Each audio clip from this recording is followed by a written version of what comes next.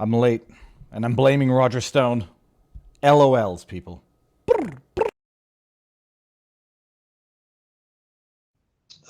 The great Robert Barnes, to my mind, literally one of the most brilliant legal minds in the United States, a man for whom I have enormous respect, as I do for you. I want to thank you for joining the Stone Zone Look at my today. face closely. I have promised you that I will get down to see you in Miami to do your show soon, and my word on that is good. I look forward to it. Thank you for bringing us up to date. Look at Again, my people left of America, eye, people. Anything you see happening in Canada, please recognize that those policies, that attitude, that authoritarianism is headed this way. That's why today's discussion will be so very important. Viva Frei, thank you so much for joining us in the Stone Zone. Thank you. Now, for those who don't really understand what's happening there, because I guess most people don't, I had one of those tickles in my throat, and I knew the show was coming to an end, and I was trying to hold in a massive coughing fit, and then my eyes started watering, and then when I tried to say thank you, it sounded like I was crying. I was like, I'm sorry. Oh, good afternoon. So there's a reason why I wanted to show that intro. The first of which is, let me remove it.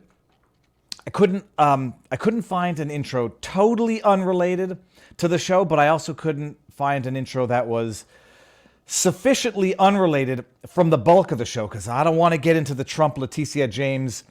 Holy cows, are we going to have a segment on Trump, Letitia James, the judge, the gag order, breaking it all down? We're going to do it. But before we get into the Canada stuff, because this is going to be a Canada intro, then we're going to go over to Rumble and Locals. Before we get into any of that, I want to make sure that everything is working. So what I'm going to go do here, I'm going to go refresh on Rumble, where we should be. We are streaming. We're there. I see ourselves live. Going to go to Locals. We're good on Locals. Excellent. And to let everybody know, if it's your first time here, where the heck have you been? Good afternoon and welcome to the show. Viva Frei, Montreal litigator, turned YouTuber, turned Rumbler, turned federal political candidate. Not going to get into my history, but if you're new to the channel, the way we do things here is because we are exclusive with Rumble, the platform that actually respects free speech in the meaningful political ideological sense. Exclusive there, we start on YouTube, Rumble, and on our vivabarneslaw.locals.com locals community, where everyone is well above average. Because we use YouTube, that's right, in a Kantian sense, categorical imperatives, you're never allowed to use another human as an ends to your purposes. That's not the same thing with tools. We use YouTube as a tool because it is a tool in both senses. It's a tool and they're tools. We start off on YouTube, do a portion of the show there, end on YouTube, go to Rumble, do the rest of the show there, and then we have our after party at Locals at vivabarneslaw.locals.com. And then I post either the entire stream the next day, so YouTube gets the leftovers, the non-live and non-interactive leftovers, or I snip and clip and post it to Viva Clips. Oh, so I had the near coughing fit on Roger Stone last night. I had a Celsius, which has 200 milligrams of caffeine per can. That's too much caffeine. After having had a cold brew over lunch with the team from Rumble, after having tried out exclusively, secretly, a new product that they're getting ready to launch, which is going to be revolutionary and magnificent, I had too much caffeine yesterday. Couldn't sleep last night. Sitting up there thinking about the doom and gloom of the world, was listening to Cernovich before going to bed. That was a bad idea. Not because it's Cernovich, just because of the subject matter of his live stream. But alas, this is the world in which we live. We have no choice. Like the heron sitting in a pond, absolutely still, waiting for its next meal. And well, I guess I should express the anecdote here. I'm jogging as I go, and I see alligators, I see turtles, I see a heron, and the heron's life consists of standing still, trying to get a meal so it can eat, so it can get energy, so that it can continue to stand still, so that it can eat to get energy, so it can continue to stand still to hunt. And I look at that heron, and I say, my goodness, like, imagine my life consisted of, or humans' lives consisted of just waiting to eat In some way, many people's lives do consist of just that. But so like the heron's life, it stands still. Okay, it goes and it makes babies and it finds a partner and it goes to feed them. But it stands still in anticipation of eating a frog. That seems like a wasted life for a human. But the heron has no choice. We are in this world, whether we like it or not. We have to make sense of it. And in as much as possible, we have to try to change it for the good if we want to be good people. Part of what that means is exposing the bad for what it is. Part of that means exposing, shining that, as Robert Gouveia says, that big, beautiful spotlight on the corrupt, the liars, and the purveyors of disinformation, which in this day and age happens to be pretty much everyone in government, pretty much everyone in legacy media. And so that's what we're going to do today. On today's show, I still can't get over the fact that my life consists now making shows. It used to be car vlogs. Now it's an episode of show in today's stream. Because I sit here and I read the news and I try to understand things as well. We're going to try to make some sense of the historic events of yesterday. It's the first time in the history of America that the Speaker of the House has been yeeted, ousted, vacated. It's like evacuation complete. Speaker McCarthy, who got into the speakership after having struck an alliance, an agreement with other members of the GOP, ousted, vacated is what it's called. You know, you have been vacated, Mr. McCarthy. He's out. First time in American history. Going to try to make sense of that. Why? What does it mean? What was passed yesterday in terms of a spending stopgap that allows, whatever, 45. We're going to get into that. We're going to get into Letitia James taking her prosecution of Donald Trump to social media, waging that war in social media, disgracefully so, corruptly so, while a gag order is issued against Donald Trump. We're going to get to that. We're going to get to, there was something else. Oh, RFK. I'm going to share my insights as to RFK announcing he might run as an independent. And I'm going to not break ranks. I'm going to respectfully and humbly disagree with a few people whose intellect and wisdom I respect and appreciate. That'll be, well, I don't know how to say if they're actually public. Okay, we'll get there. And then we're going to talk about what's going on in Canada first before we end on Rumble. Now, just before we go here, Super Chats, you all know the rules. YouTube takes 30%. If you don't like that, Rumble has these things called Rumble Rants. Rumble takes 20% typically, but takes nothing for the rest of the year. 2024, they'll go back to their takes, so it's better for the creator. Best way to support? Where is it? Oh, the best way to support is if you want to go to Viva Frei and get your...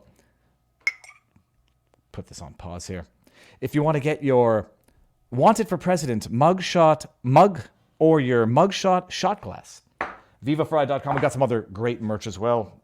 Politics ruins absolutely everything. And yes, I say that with the introspection. Wondering if politics has ruined me. Not yet.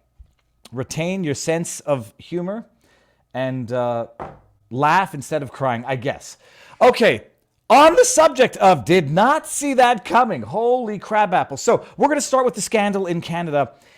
To quote Steve Martin out of The Jerk, it's going to make you puke. It's going to make you want to puke what's going on in Canada. I was on Roger Stone railing against the system in as much as the world needs to know. And I told Roger Stone, I'm going to be vocal, relentless, and borderline annoying about this. I'm never going to let them forget that they gave 2 standing ovations to a Nazi in Canadian Parliament. And not just the Liberals, the Conservatives as well. You idiot trolls on Twitter. The Conservatives did it too. You're either idiots and are new to my Twitter feed, or you're liars, or a little bit of both. I'm giving grief to the Conservatives. They sat there and clapped like a bunch of buffoons as well, like a bunch of trained circus animals. They clapped as well. They didn't invite him, and they didn't claim that it was Russian disinformation afterwards. Ignorance, yes. Indication that they have no idea or no understanding of geopolitics to be marching Canada and all of our monies into a world war, yes. Equally as culpable as the Liberals, Chrystia Freeland, Justin Trudeau, no. So there's that. I'm going to address this. I'm not your buddy guy because I can't see this and then not address this. I'm not your buddy guy. Viva Frei, I am struggling to see anything good for the future. I find it hard to keep going considering my personal circumstances as well as future. Well, here's in the most cryptic and cynical senses. This is What's the what's the alternative? Give up? Give in? Give out? That's not much of an alternative. Without getting too cryptic, some of you may know from my practice of law, I had two, I'll say mildly traumatic experiences involving what people do in the absolute worst states of devastation to themselves. And God, at one point in time, I said, just wait another day, because nothing needs to be done today that can't wait until tomorrow in the most panic-induced moments of crises. But what's the alternative? Give up, give in, and withdraw? That's not an option. It's not an option, because what's the benefit of doing that? Like, if at the end of the day we're all going to the same place, you may as well do what you can while you're here to change for the better. If we all end up in the same place anyhow. And if we end up in the same place, ending up there in 50 years' time or in a day, what's the benefit to ending up there in a day? You keep fighting, you stay true to yourself, you keep optimistic, because what is the option? The heron doesn't just give up and fly off. It waits, hoping that a frog comes so it can get its next meal. We will wait, continuing to pursue what is good, what is true, and what is honest, and you fingers crossed behind your back. But you don't give up and you don't give in, because there's no benefit to that, and we're all going to end up in the same place at any point. So you may as well do everything you can in your power to be good and change things for the better while you're here. Moment of inspiration, I hope, over. And I have to tell myself this sometimes, because sometimes you don't want to leave the house. You don't want to leave the house out of irrational fears, but you also just don't want to leave the house like, oh, cripe, what am I going to do? It's like, I'm going to end up back here, to quote Homer Simpson, but also like, it's a scary, ugly world out there, and it seems to be filled with and run by the most decrepit cretin on the planet. How does that happen? You better don't take an interest in politics. You end up being governed by your inferiors, to quote Plato. And if you don't take an interest in politics, it doesn't matter. Politics will take an interest in you. I think everybody is starting to realize that right now. You can't stay quiet on the sidelines forever, because politics will take an interest in you, and it's going to go a little bit above and beyond just taking your hard-earned money for taxes so they can finance a proxy war that might lead us into World War III. Okay, I hope that's okay. We're going to get here. I'm going to flag this and get to it. Not flag it. I'm going to star this and get back to it. So the news out of Canada, I'm not doing the overview because everybody knows that when Zelensky was doing the rounds in North America, asking for billions and billions of more dollars to finance not just the war, and this is what I highlighted with the Going Underground interview that I did and with Roger Stone, not just finance the war, to finance all of the Ukrainian economy. Administrative salaries, government salaries. These people are living fat off the dough. They're sucking the fat from the bone, living in multi-million-dollar mansions. Government official salaries, subsidizing small businesses in Ukraine because their economy's taken a hit because of the conflict with Russia. That's what Canadian taxpayer dollars, US taxpayer, hundreds of billions of dollars. You're not just financing a war, which would be problematic enough. You're financing an economy where our economy is not exactly, on the golden path to heaven. I don't know, that's not the word, to paradise. Financing the Ukrainian economy, Ukrainian small businesses, Ukrainian government official salaries, so they can corruptly divvy up that money among themselves and go buy million-dollar mansions across the world. That's what we're financing.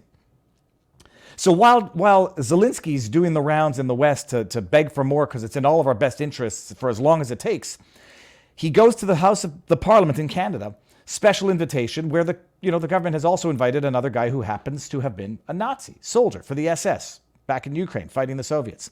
They give him 2 standing ovations. You know the scandal. It becomes a scandal of international proportions. A, because it illustrates, for the dude running around calling Canadians Nazis for not wanting to, have their bodies medically experimented on. They invited a Nazi and gave a Nazi 2 standing ovations, but they don't politicize it. International embarrassment for Canada, but moreover highlights the problem that many have been saying for quite a few years until it became memory hold, that there's a Nazi problem in Ukraine, and maybe people are starting to get a little wise to the fact that the hundreds of billions of dollars we're sending over unquestionably to this country, where, what was it, upwards of 30%? If it was either 30 or 70%, a significant portion goes unaccounted for. We might be financing actual Nazis in Ukraine while our government is demonizing us as being Nazis if we protest for our rights, don't want to be experimented on. That's the scandal. Justin Trudeau, being the pathological narcissist piece of human rubbish that he is, blames it all on Anthony Rota, the House Speaker. This guy had the sole responsibility of inviting this guy. He vetted him. None of us knew he was a Nazi. We were just celebrating a guy who fought our allies in World War II. Idiots. Okay, Anthony Rota, as you've all known, falls on the sword, takes full responsibility, apologizes, and resigns. Okay, he resigns. Everyone else gets to go scot-free. Justin Trudeau, don't blame me. I didn't do it. Chrystia Freeland, I have no understanding of Ukrainian history. I mean, my grandfather had Nazi ties, and I knew that they, fought the Soviets, and I knew that he was an SS soldier, but I didn't know him by name. Washes her hands of it. Zelensky, who gives him a standing ovation in our parliament, I'm just the president of Ukraine. I'm Jewish. I can't possibly, admit there's a Nazi problem. I can't possibly understand that the Ukrainians fought the Allies and joined the SS. I didn't know either. Nobody knew. Anthony Rota resigns. They appointed the new Speaker of the House. I think I knew him by name. They appoint a guy whose name is Greg Fergus. And by the way, credentials be damned. We're going to get into the credentials. Credentials be damned. You have to listen to this. I put out a tweet yesterday. I said the other day I called Justin Trudeau a narcissistic piece of shit, and that was wrong of me. I'm sorry. He's a narcissistic, racist piece of shit. And I'm going to tell you why. I apologize for cussing, but I think I might have come to grips with that being one of the character foibles that I am prepared to live with as far as I go now. And if that's as bad as it gets, so be it. He's not just a narcissistic piece of shit. He is a narcissistic, racist piece of shit. Why? Imagine looking at someone and you reduce them to their skin color. You reduce them to their religion. You reduce them to their sexual orientation, to their creed. When you do that, you are the ist that you accuse of them. When you do not see a human for a human, and you say, hey, human, black, human, Jew, human, gay, you are reducing people to identity politics, and you are the racist. You are the anti-Semite, and you are the bigot. I make the joke all the time, You know who never lets you forget that you're Jewish? Jews and anti-Semites. And the reason for that is one is loving and one is not loving. When a member of your family sees you eating a ham sandwich on Yom Kippur, and they say, duh, David, you shouldn't be doing that. Or they see you eating unkosher, or you're doing something that culturally, religiously, people know, you shouldn't be doing. And you know who else never lets you forget it? Regardless of how many rules you break, the people who never want to see you as anything but the Jew. The people who never want to see you as anything but the black. So what does Trudeau, Justin Trudeau, for all of you who don't know, it gets elected by secret ballot by Parliament. Canada has now elected the first black House Speaker. Credentials be damned, because he's got problems, as we're going to get into in a second. When I say that Trudeau is a racist and narcissist, I present to you Exhibit 1. And I'm going to tell you what, it's going to make you puke. Well, I don't want to oversell it. And it will give us the opportunity to proceed. This with is after mutual his respect. speech. Yeah, proceed with mutual respect. Ladies and gentlemen, thank you for your trust. I hope that I will earn it over the coming years. Spoiler alert, this guy was found guilty of conflict of interest violation, ethics breach. We'll get there in a second. Never mind. Forget that. He's black, because Justin Trudeau wants you to know he's black. I hope I will have the opportunity. In case you didn't know. to speak with each one of you to get to know you better. And in this way, we will really set an example for all. Set an example. Yep, set an example. We now have a Speaker of the House, a man who was found guilty of ethics violations. Thank you. Thank you. And I wish you all the success. Let's hear what Justin Trudeau has to say. Look at it. Oh, they're giving him a standing ovation. We all know what those mean now. Look at Pablo Rodriguez on the bottom left there. Okay, here, they're going to get Justin Trudeau to speak. L'honorable Premier ministre. The Right Honourable Prime Minister. Très honorable. Voilà mon première erreur. There, my first mistake, he says. The right honorable Prime Minister. Monsieur le Président, We're going to go back. Mr. Speaker, on behalf of the government and all members in this House, I wish to congratulate you I want for to your vomit election. listening to this guy. I also want to thank everyone who ran. Thank you for answering the call when it was time to keep our democracy strong and healthy. Mr. Speaker, today you are the first Black Canadian to become Speaker of this House. Look at his disgusting face. I look at you, Greg Fergus. I don't see anything other than a black man. That's all I see when I look at you. Yeah, look at this. Oh, God. Can you imagine how demeaning and degrading that is? Like, imagine I got appointed Speaker of the House. I don't know if they've ever had a Jewish Speaker of the House. And they look at me and they set aside law degrees, set aside Rumble Awards, set aside whatever. Mr. Frei, you are the first Jew Speaker of the House. How do you think that? I mean, I know how that would make me feel, like an absolute object. And they go on. They're so proud of themselves for having done it. They're not proud of him. They're proud of themselves because of how tolerant, because of how not racist they are, that they actually elected a black man. And the first thing they say to him, you're a black man. Oh, and by the way, it's the right honorable. And don't make that mistake again. I smiled, but it ain't funny. You call me by my title, and it's the right honorable. I'll go back and watch that in a second. This should be inspiring for all Canadians, especially younger generations who want to get involved in politics. We'll stop there. No, it should be inspiring for all Canadians, especially when you find out that he was found guilty of having violated the Conflict of Interests Act. Oh, but let's just go back. Let's just go back for 1 second and look at the repulsive man that is Justin Trudeau. He couldn't let it slide, by the way. So just so you know, I don't know why they are called honorable. I mean, I think that it's just customary. They're called honorable, but I guess Justin Trudeau is one notch, the Prime Minister's one notch above other honorable members of Parliament. He's the right honorable. And so he introduces him as l'honorable Premier Ministre Trudeau, the honorable Prime Minister Trudeau. And Justin Trudeau has to say, le très honorable, which in French means the very honorable, but I guess that's the French version of right honorable is très honorable. You're right honorable. He has to correct him. The narcissist cannot not get the respect that he demands from his title in public. And you're going to make sure that Fergus knows his first mistake. It's the right honorable, and don't you ever forget it. And then he sticks his disgusting lizard tongue out at him. Look at this. Here. Okay. L'honorable Premier Ministre. The Honorable Prime Minister. Excusez-moi, Monsieur Fergus. C'est le très honorable. The right honorable Prime Minister. Très honorable. Oh, I missed it. Très honorable. Because he's very honorable. He's. Oh, come on. I can go on all day. Right Let me Prime just. Minister. Monsieur le Président. I missed it. Au nom S'assurer qu'on va Forget it here. Voilà Mon première erreur. There, my Set an first example mistake. for all Canadians. Why can I not get this thing? Here we go.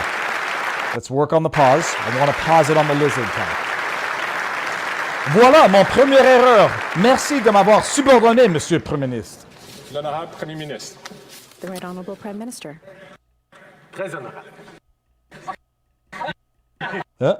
There we go. There you go. Let's just go ahead and screen grab that and bring it to Twitter. Très honorable. Voilà mon première erreur. Oh, that wasn't your first mistake. That wasn't your first mistake. That's your first mistake as Speaker of the House. Oh, hold on 1 second. Let me just go ahead and just tweet that. No comment. Just going to go ahead and tweet that. Wonderful. This is. Oh, no. Where is it? I know I just screen grabbed it because I just did it. Where the heck? There it is. Okay, it's tweeted. I mean, does that not make you want to vomit? This is the guy now, by the way. In order to get past the fact that they gave a standing ovation to a Nazi, that they pretend not to have known who he was, what he was, etc. They throw the old House Speaker under the bus. He falls on the sword. And what do? Well, now not only have they made up for the Nazi standing ovation, but they get to show how virtuous and righteous they are as having elected the first black Speaker of the House in Canada. He's not a human, everybody. They reduce him to identity. And yes, it's secret ballot. I don't know what the results were. All of Parliament votes by secret ballot, and he got in.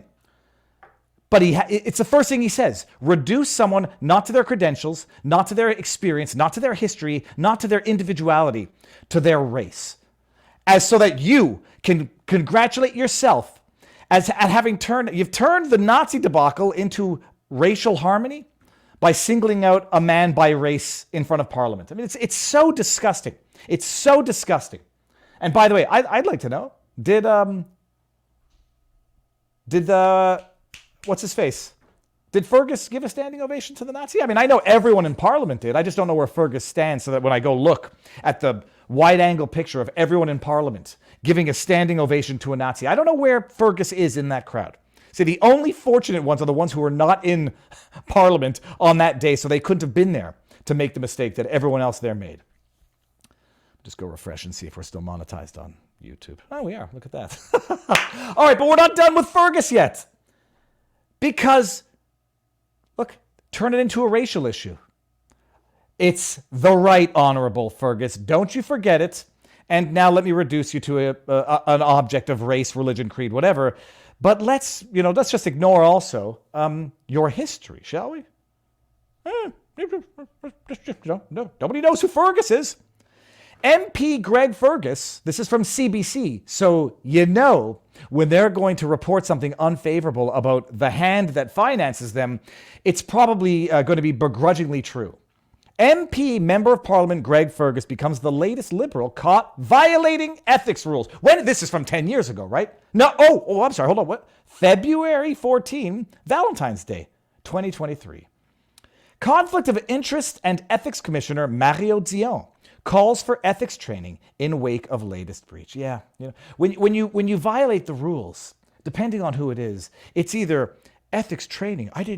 It's my first day. I didn't know. Or it's off with their heads, get out of Parliament, depending on political orientation. No one's above the law, but some people are more below the law than others. And may I remind you that Justin Trudeau has been found in violation of the Conflict of Interest Act twice. He had 3 complaints. The last one he got out of, and I don't know how, but it was right before Mario Dion left for health reasons. The first one was the Aga Khan scandal, where Justin Trudeau was taking all expense paid trips to the island of the Aga Khan, some philanthropist who was petitioning the federal government for tens of millions of dollars, which he got. Didn't disclose it. Didn't think, like a $50,000, $60,000 jet ski, all-inclusive vacation to this guy's private island while he's asking the government for money, that you should disclose those things. Ethics violation number 1. Number 2 was when he fired Jody Wilson-Raybould, the first Aboriginal woman Minister of Justice and Attorney General. Remember, when he appointed her, he was so proud of the fact that he appointed a woman, and an Indigenous woman at that. Then he fired her like the underling that she is when she refused to do his bidding for him. Second ethics violation. The third ethics complaint was the We Charity, where it became known that his mother, his brother, his wife were getting speaking fees, gifts, or compensation, remuneration, other goodies from the We Charity for speaking fees, while the We Charity was being granted a sole-sourced, no-bid contract to administer $1 billion in student loans, for which they were getting paid like $20 million. And Mario Dion, the ethics commissioner, I could probably take this out of the screen for a second, somehow came to the conclusion that that wasn't a violation of ethics because they were not immediate family members or something ludicrous. Then Mario Dion goes on leave or resigns due to health reasons. And you know what? Amazing coincidence. The federal government has not appointed a commissioner to investigate alleged ethics violations. So Canada has now been without an ethics commissioner to enforce the Conflict of Interest Act for over 6 months now. Just a coincidence, I'm sure. But lo and behold, when there was an ethics commissioner there, Mario Dion, he found that Greg Fergus violated ethics rules. Let's just see how. The Conflict of Interest and Ethics Commissioner is recommending that all federal ministers and parliamentary secretaries report to his office. He's not there anymore, so nobody can do this. For training, after MP Fergus became the latest high-profile Liberal to violate the Conflict of Interests Act. Quote, offers to provide training and education sessions on a variety of topics have been offered to all federal parties and to regulatees. Yet we continue to see a succession of mistakes that are largely attributable to not corruption, not lack of ethics, an inability to recognize the need to seek consultation. Oh, I didn't know I needed to seek consultation. What did Fergus do? He made the remarks in his ruling against Fergus, Prime Minister Trudeau's parliamentary secretary.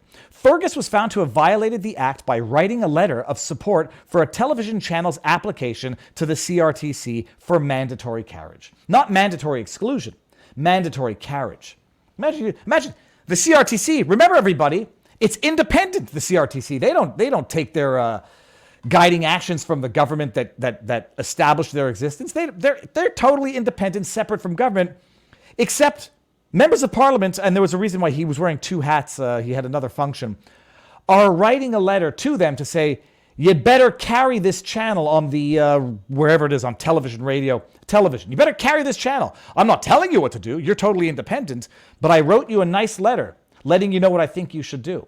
And why? Politics. We'll get there in a second. Under parliamentary rules, MPs, members of parliament, can write letters to support CRTC, the Canadian Radio Telecommunications Commission, whatever it is, to support an application, but parliamentary secretaries and cabinet ministers cannot. Why? Because they carry more weight and more influence, more power to govern. Ministers and parliamentary secretaries are subject to both Conflict of Interest Code for members of the House of Commons in their roles as parliamentarians, and the Conflict of Interest Act in their role as government officials. This is because they wield more influence than backbench MPs. Okay. In a statement posted online, yada, yada. Fergus thanked Dion for his report. Can you imagine this? It's like you get found to have violated the law and you thank the person. It's not that you are forced to resign because the Conflict of Interest Act doesn't actually have any punitive sanctions by and large. There's some like small fines and whatever, but there's no imprisonment. There's no forced resignation. It's supposed to be a political tool that results in, political backlash. Thank you for finding that I broke the Conflict of Interest Act. I vow to do better. And let's not politicize the fact that we all gave a standing ovation to a Nazi. I will redouble my efforts to be more diligent in the future to ensure my obligations under the act are fully met. You know what? For normal people, there's an expression in French, nul n'est censé ignorer la loi. Ignorance of the law is no excuse. I'm sorry, it's my first day. I'll do better. My goodness. And then Dion announces his retirement. I'll just read this before we end on this. Liberals and ethics violations. Dion said over the last 5 years that despite offers to provide ethics training, his office has continued to see government officials, quote, unaware of their obligations and mistakenly making assumptions. Oh yeah, bullshit. You assume that they're of good faith? At what point do you stop assuming that they're of good faith and that they're just corrupt hacks? And even when they get caught, nothing happens to them. So what's the incentive to even not do it and risk getting caught when nothing happens to you? Even when you do it and get caught and get found guilty, nothing happens to you. It's amazing. After years of serving in senior positions, Dion said Fergus should have been aware of the rules or should have sought advice. I'm quite concerned that someone of his breadth of experience, of Mr. Fergus, would fail to recognize the possibility of a contravention. Well, he's now Speaker of the House. He's had a troubled relationship with the Conflict of Interest Act since coming to office. He was found guilty. Yeah, we did that already. Okay. During the SNC-Lavalin scandal, yada, yada. Okay, fine. Hold on, actually, I want to see this here. During the SNC-Lavalin scandal, Dion's office found that Trudeau broke the act by pressuring then-Minister Jody Wilson-Raybould, to enter into a deferred prosecution agreement. In 2018, Trudeau accepted 2 pairs of leather-covered sunglasses made by fellow Earthlings Eyewear, based in rural Prince Edward Island, which retailed for about $300 and $500 each. He was fined $100 for failing to report the gift. While Trudeau was cleared of any conflict of interest during the We Charity probe, Dion concluded former Finance Minister Bill Morneau did breach the act for failing to recuse himself from cabinet deliberations about the summer student program grants. Okay. 2021, Liberal MP Yasmin Ratanzi was found to have violated the act for employing her foster sister in her constituency office for years. More recently, International Trade Minister Mary Ning was forced to apologize after Dion ruled she had placed herself into conflict of interest by awarding communications contracts to public relations agency Pomp and Circumstance. Okay. After issuing the report, Dion announced, I have been honored to... Oh, yeah, then he announced he's retiring. Okay. So that's it. That's it. The man whose judgment is so poor he doesn't know the rules after years in government, conflict of interest, found guilty. He's now Speaker of the House. But set aside experience, lack of experience, or confirmed ethics violations. Trudeau wants to make everybody understand he's black.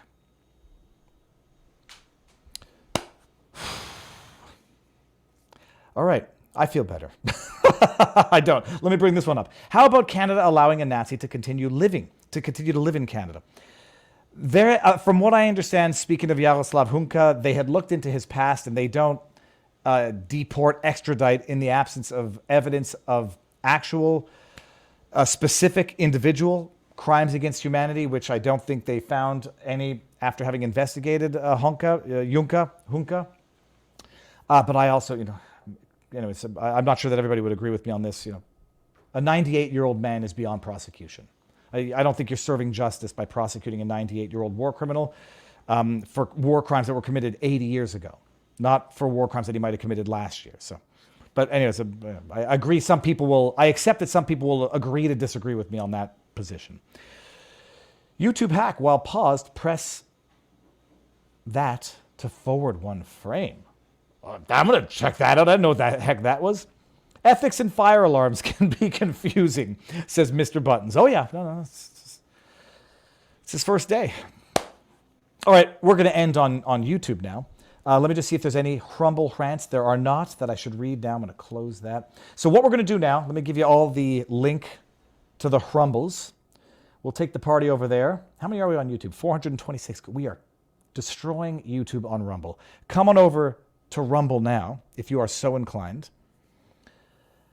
And that is it. Just make sure here I'm not missing anything. Okay, we're done. Ending on YouTube, come over to Rumble, and then after that, we're going to head on over to Locals on Rumble. We're going to talk about McCarthy, we're going to talk about RFK, and we're going to talk about Trump and Letitia James. Oh my God. Spoiler alert. The Statue of Limitations. They're going to replace the Statue of Liberty with the Statue of Limitations. And yes, it might have just been a flub that she said. I'm going to pick on it. I'm going to make fun of it because it's damn funny. To be continued on Rumble. Ending on YouTube. 3, 2, 1. Booyah! The Statue of Limitations. Okay, before we get into that, I'm going to share what I think about RFK Jr. announcing that he might be running as an independent. The announcement should be coming Monday. A lot of people are panicking because they think it's going to be bad for Trump because, according to some articles, RFK admits it's going to be bad for Trump. According to some of his staffers, they say this is totally going to F Trump. So let's just pontificate that theory for 1 second. Everybody knows polls are pretty much not worthless, but pretty close. Everybody knows that with certain things which are like very discretionary in nature, and you can steel man both arguments. How might it hurt Trump? How might it hurt Biden? How might it be net equal or net loss equal? When you're dealing with a situation where it's subjective as a matter of opinion, matter of analysis, you can come to whatever conclusion you want. There will be strong arguments for how it might hurt Trump, although I think there are stronger arguments for how it will hurt Biden more. But there's an argument to be made. When someone like RFK Jr. comes out and says, this is going to hurt Trump, so don't blame me, Democrats, I look at that more like an insurance against a backlash or the pretext to do it, knowing in his heart of hearts that he doesn't actually believe or he doesn't actually think, despite the strong arguments that might exist, that it will hurt Trump more than Biden. It's not a secret that maybe RFK Jr. doesn't have the most love for a political party that arguably had a role in assassinating his father and uncle. It's not a secret that he might have some animosity for the political party and machine that has had a role in censoring him, demonizing him, yeeting him from platforms, turning him into public enemy number one. It's not a hidden secret that he might have some animosity for a political party that screws everyone that is not part of the system. Bernie Sanders, who then bent over and licked the boot that was, crushing his neck. Good for him. That's the last time I ever supported the idea of a Bernie.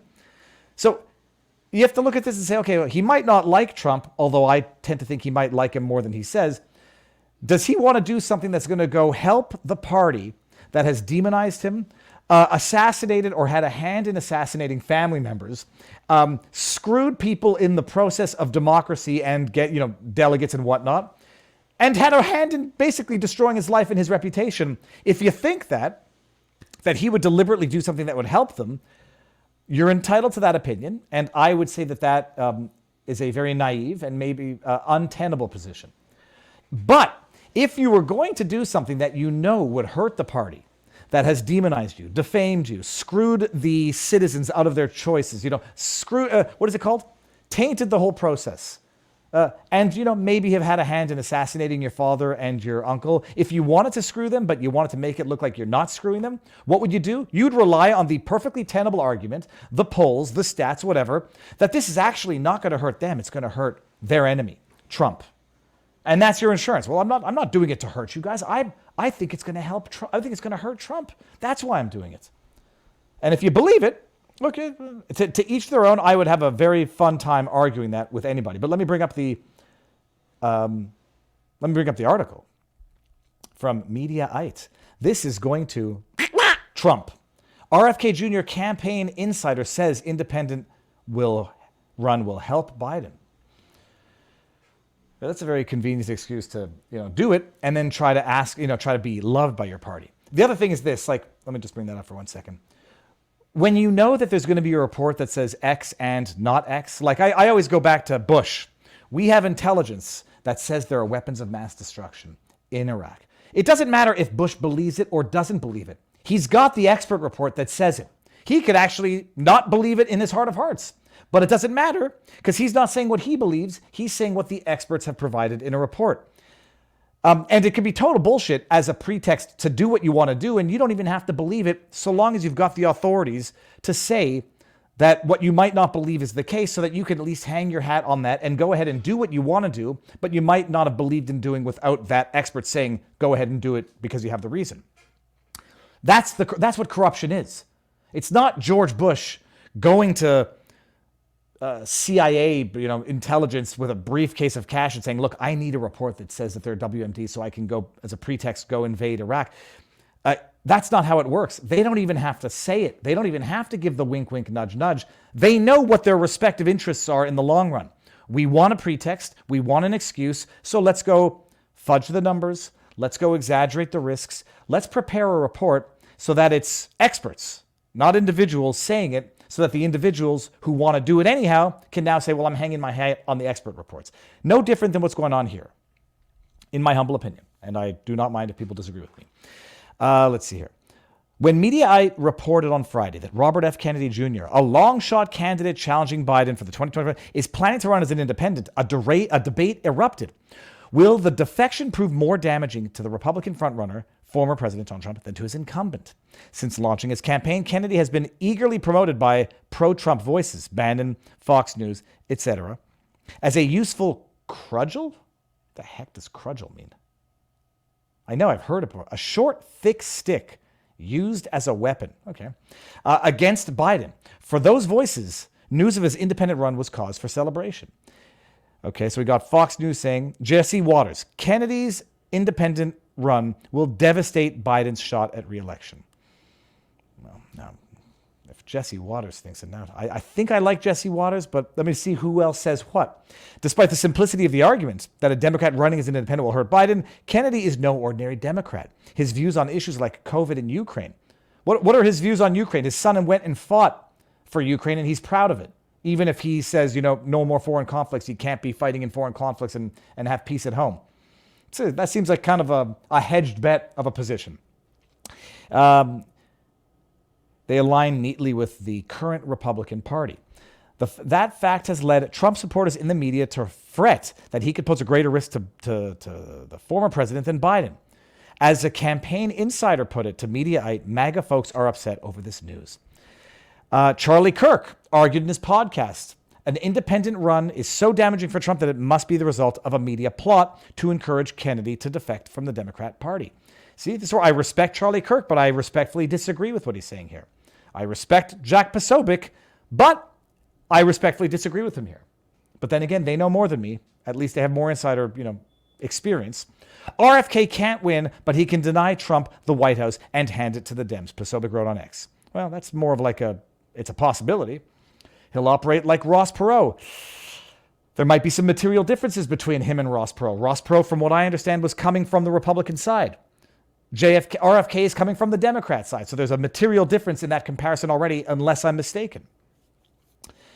Where he's picking up the anti-establishment vote, people who may have considered Trump, but if they're given an alternative, they'll go for RFK. Can you imagine anybody who's thinking of voting for Trump, that if Trump is on the ticket and RFK is on the ticket, that they're going to say, I'm going to go vote for RFK? That is where I say it doesn't make any sense, that argument. People who are seriously thinking about voting for Trump, if he's on the ticket, are going to say, I'm thinking of Trump, but RFK's on the ticket, so maybe I'll go vote. Nobody. Where it might be more of an issue if Trump is not on the ticket. You're damn right. Everyone who voted for Trump or would have voted for Trump might not eagerly vote for DeSantis. They might vote for RFK. That I can understand if Trump is not on the ticket. But if Trump is on the ballot, anybody whose right mind is, well, it's either Trump or RFK, and they're both available, well, you're not going with RFK Jr., period. So I disagree here. The polling so far offers some insight. In the state, surveys show Republicans have a far more favorable view of Kennedy than Democrats. The latest polling from Quinnipiac found Kennedy scoring 49% approval and 19% disapproval among Republicans. Among Democrats, he fared far worse, 14% approval and 57% disapproval. Oh, that's interesting. 14% approval from Democrats. What happens if they vote independent if RFK runs? The people who were voting for Trump are not voting for RFK. All right. Put simply, Democrats don't like Kennedy. Republicans do.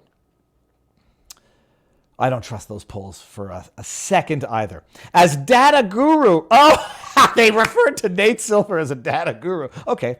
Noted on Twitter, the available numbers indicate a Kennedy third-party run is trouble for Trump. I'm right. That's the end of it. I'm going by Nate Silver says it's damaging for Trump. I am vindicated. It will be beneficial for Trump if Trump is on the ticket and damaging for the Democrats. That's it. That's how you know I'm right. Not being remotely sarcastic when I say this is good news for... Oh, damn it. Hold on one second. The available numbers indicate a candidate... Not being remotely sarcastic when I say this is good news for Biden. Okay, fine. Thought I misunderstood it. No, it's not. Okay. Anyways, that's how you know you're wrong, actually. So that's all I have to say. That's all I have to say about that. If Nate Silver says it's going to be bad for Trump, it's going to be good for Trump. Oh, that's funny. Okay. Let me give you all that link to the article if you want to go ahead and read Mediaite and rot a little bit of your brains out. All right. That's my prediction. That's my assessment. If Trump is on, and it's not, actually now that I'm putting it together, it's not because of what Barnes has already said. That Kennedy potentially running as an independent is insurance to keep Trump on. Let me see if I made that mistake there. Kennedy running as an independent is insurance to keep Trump on the ballot, because if Kennedy runs as an independent and they remove Trump from the ballot, then things can change. Now, hold on one second.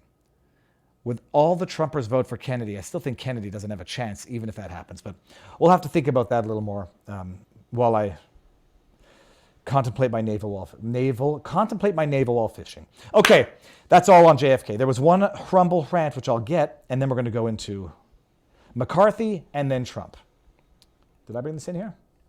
Oh, yeah, I did. Okay, here it is.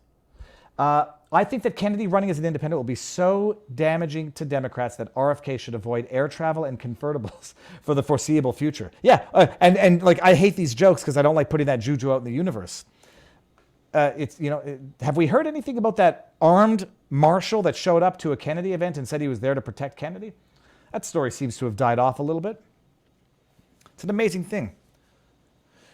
Yeah, no. I don't like thinking those thoughts. But, we've crossed not just one or two or three. We've crossed so many Rubicons. I don't know what the next Rubicon that the machine will cross will be in order to ensure that, Trump stays off the ballot and that RFK doesn't damage of the Democrat Party. I mean, Bernie bent over like a wet noodle. Shockingly, surprisingly so to me. Oh yeah, I know Hillary Clinton just screwed me. Tweaked the debates. She had her team leaking questions. They fucked me hard. But everyone, don't be stubborn. Just vote for her. I'd like to ask you one more time to vote for the woman that screwed me. Yes, sorry. I don't think RFK is going to do that. Okay, so now what do we do here? We'll do the quick one with McCarthy because like I tell you all, and this goes back to the car vlog. If I were going to do a car vlog today, it would be this. So I'm going to snip and clip this and maybe edit and throw in some cute memes, and it'll be the car vlog from my office. I'm trying to make sense of what just happened yesterday in America. Speaker McCarthy, for the first time in American history, was vacated as his position from Speaker of the House. It is the second shortest tenure of Speaker of the House in the history of America. The shortest one before that, 1869 or 1867. 1869 or 1867. And the Speaker, I forget his name now. Did I bring it up here? Yeah, here we go. Was Speaker for one day. 1869, March 3rd. On this day in 1869, when was this? This is an article from 2017. The House of Representatives elect Representative Theodore Pomeroy as its 30th Speaker. Pomeroy served for only one day, the final one of the 40th Congress. He set the record for the shortest time a Speaker has ever served, and he will obviously, for obvious reasons, hold on to that forever, because I don't think you can serve less than one day. But it wasn't like he was vacated. It wasn't like he was ousted. It wasn't like he was assassinated or resigned in shame. He was there for the last day of the congressional session. Now, no one will ever break that record. But McCarthy has set a new record as being the first, in my knowledge and research, to have ever been removed from Speaker of the House. In an initiative put forward by Matt Gaetz, et cetera, et cetera. Now, the first question I had that I was asking everyone was, why? I mean, he's a Republican. I know people had issues with him when he was being appointed or when he was running for Speaker. And I know that they had to strike a deal. They had to convince some of the holdouts, and I don't remember who they were exactly.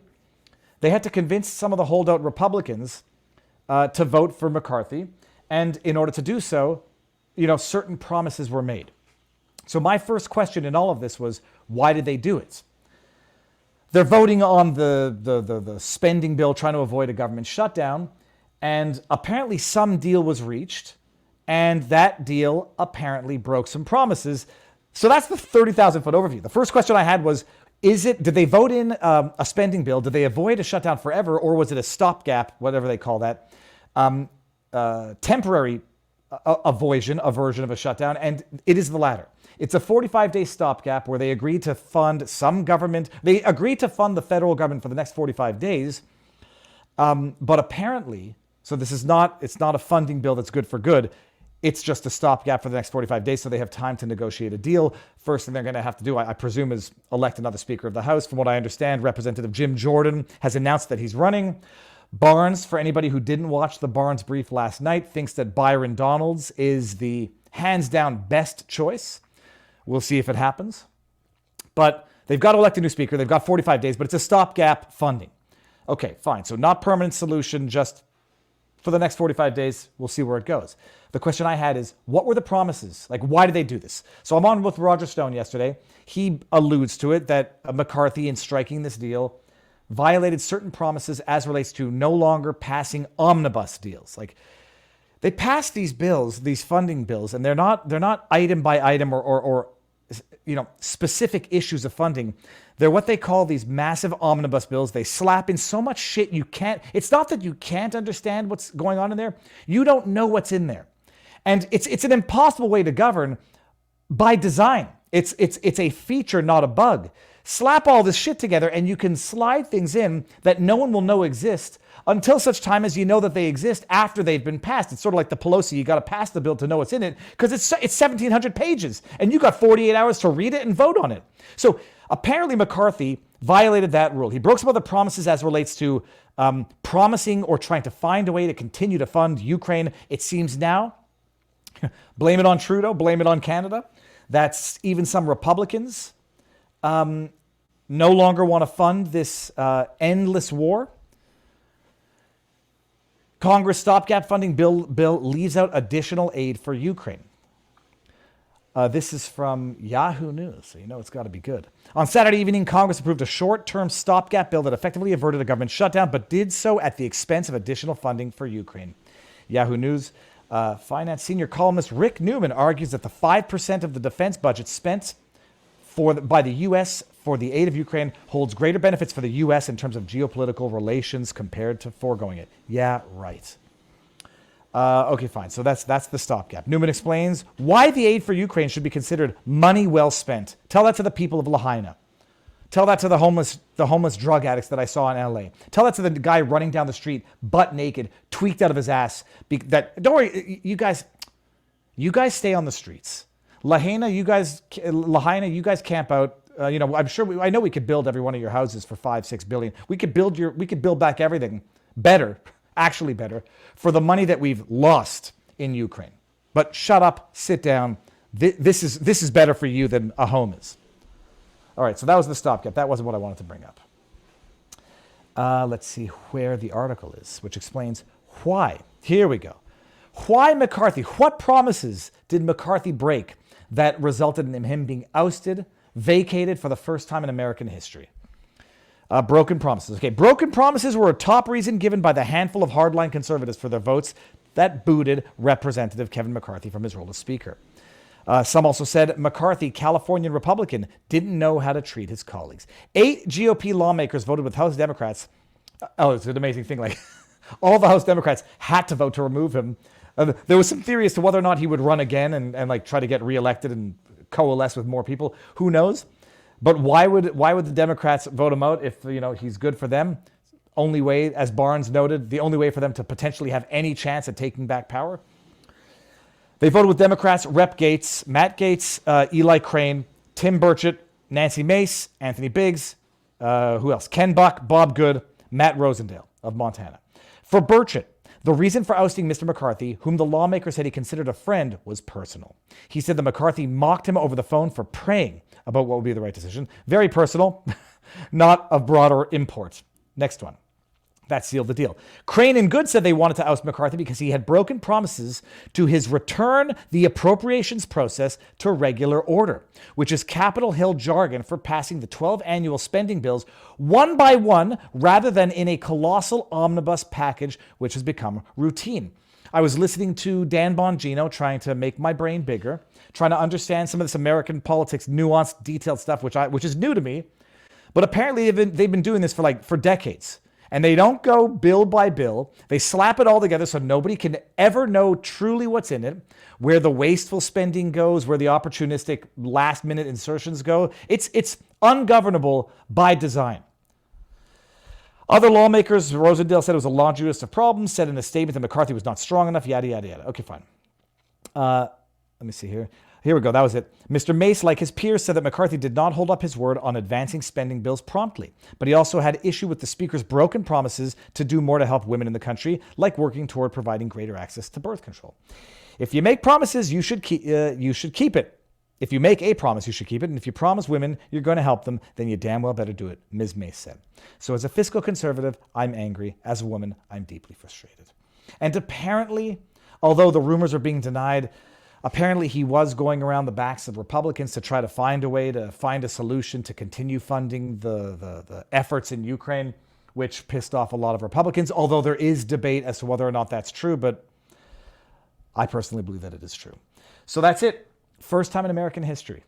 Ousted. We'll see who. I don't know if as we've been live, if they've appointed a new speaker. Let's see. I don't know how it works. I think it's going to be a longer haul than just that. But that's the latest. So that's the sense that it makes to me. They have not passed a budget. It's a stopgap, 45 days.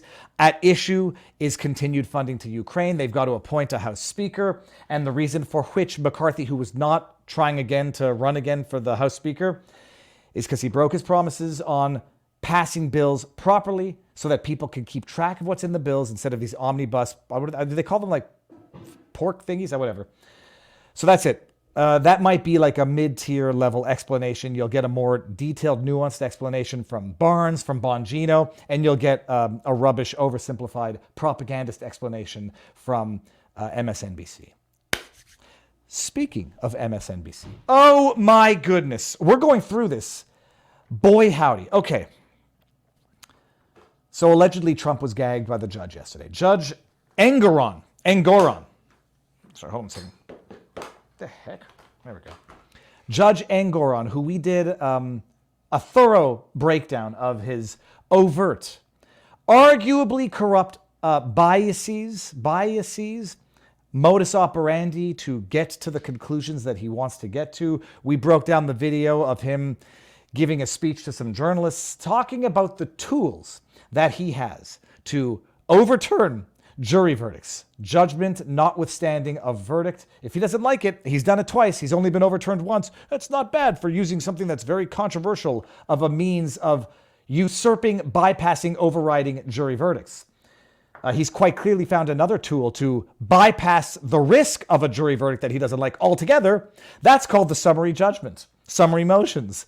Hey, I can just say what the facts are and avoid a jury verdict. We don't need to submit the facts to a jury for adjudication. I've decided them. And now we just go and, have a trial on guilt, a la Alex Jones. We're going to get there.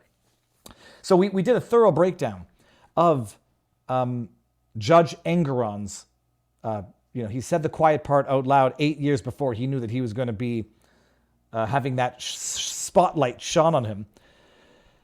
And he issued a gag order against Trump yesterday. Now, so questions. I hear the news. Try to make sense of it. Issued a gag order. Was it a written gag order? I couldn't find a written gag order. And apparently it was merely, I say merely, I don't think it changes much in terms of judicial force.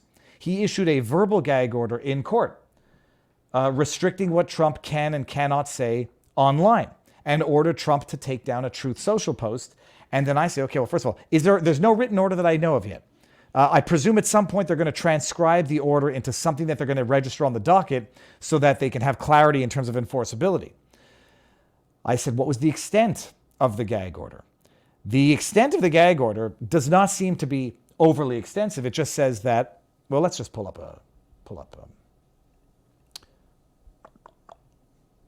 Let me see here. Where's no, not this. Not this. Come on. I have the video. Oh, here we go. Judge hammers Trump. Here we go. This is it. Okay. Well, we're gonna break down this entire clip because this clip is just a masterpiece of how fake news propaganda works. But here. It only took 2 days.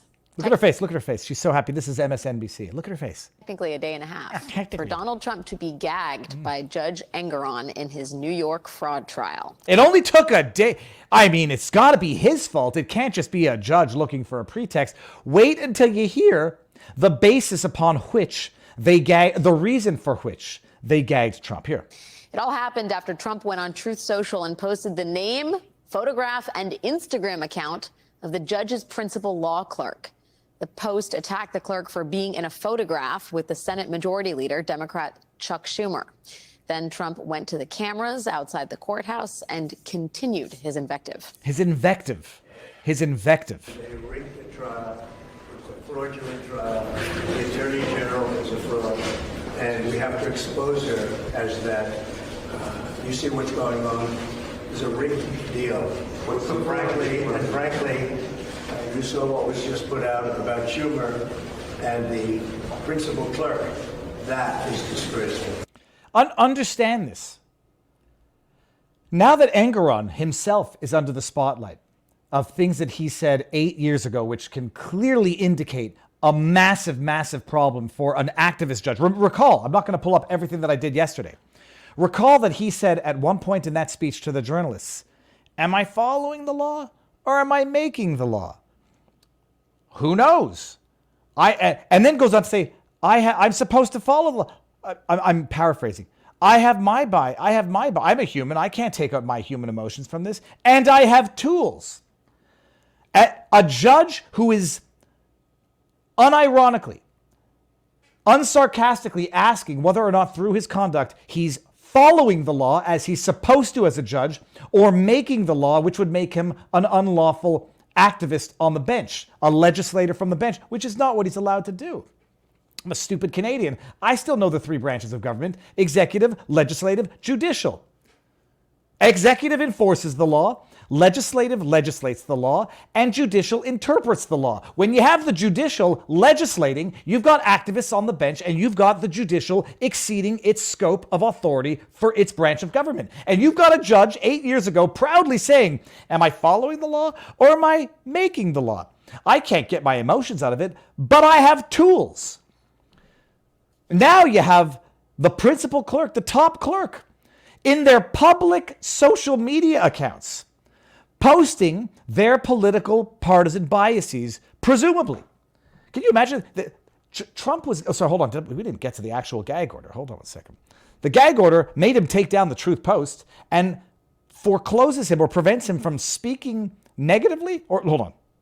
Now, Judge Engoron did not take any of this lightly. Of course he calling did. the attacks unacceptable and inappropriate.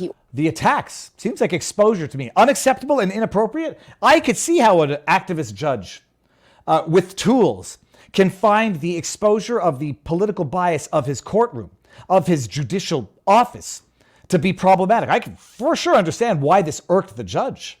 Is anything inappropriate about it? Oh, it's intimidation to post someone's name and their social media account. Oh, I'm sorry. I thought that's why they had a social media account, which was to converse with the public. Oh, but they want to converse with the public, just not that much of the public. Ordered Trump to remove the post, and according to NBC News, the judge told the court to consider this a gag order on all parties with respect to posting or publicly speaking about any member of my staff. Oh, I'm sorry. So now Trump can't point out clear political activism from the very same judge, office of the judge, that is now not prosecuting him, but adjudicating on his case? How convenient is that? The judge said that violations of this order would lead to swift, meaningful sanctions. Now we're going to go through the rest of this video, I think, unless it's too boring. It's not. It's a necessity. It can lead to swift, meaningful sanctions. In the video, as we're going to see, they talk about jail time. They talk about fines. What they don't talk about is what we saw in Alex Jones. Sanctions. Remember that Alex Jones did not have a trial on his guilt or innocence. It was a default verdict on his guilt.